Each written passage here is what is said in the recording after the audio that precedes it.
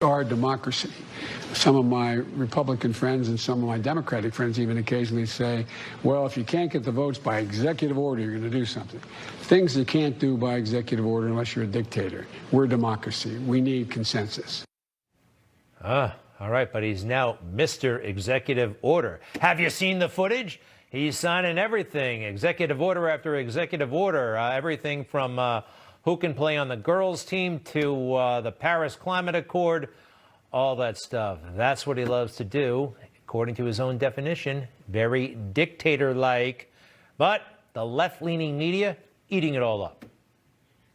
You've got to give it to Joe Biden. It wasn't just the 4 executive orders or areas today. From the very beginning, he started rolling back really toxic things that Donald Trump had done. I commend his executive order today related to HUD and the 4 executive orders that he signed. It's great that this administration is using executive order to, undo much of the Trump era. These changes and these executive orders and actions are coming none too soon.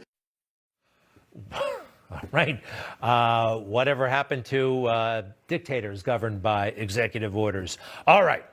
Here's something. Josh Hawley, the Republican senator from Missouri, boy, he's going through a tough time right now. But, Senator, whatever I can do, because I think you did the right thing, standing up and objecting to the electoral count and asking for a little bit more consideration, I think was the right thing to do. But of course, they're blaming you now for everything that went wrong since the violence and all that stuff. Here's what Joe Scarborough said. What did Donald Trump used to call him? Psycho Joe? Yeah, Psycho Joe. Here's what Joe Scarborough had to say about the senator. He's a seditionist. He led an insurrection. He's responsible for cops being murdered. He's responsible for everything that we saw. He was at the forefront of it.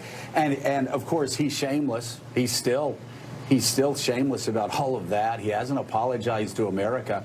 But he needs to apologize even, the people that raised him, people that taught him, people that, they're ashamed of him. He goes to Stanford and Yale, and he uses it for evil. He uses it to kill Capitol cops. He uses it to start seditions against the United States of America. All right, I'm going to cut him some slack. He's married to Mika, after all. Just kidding. All right, I think it's over the top edge.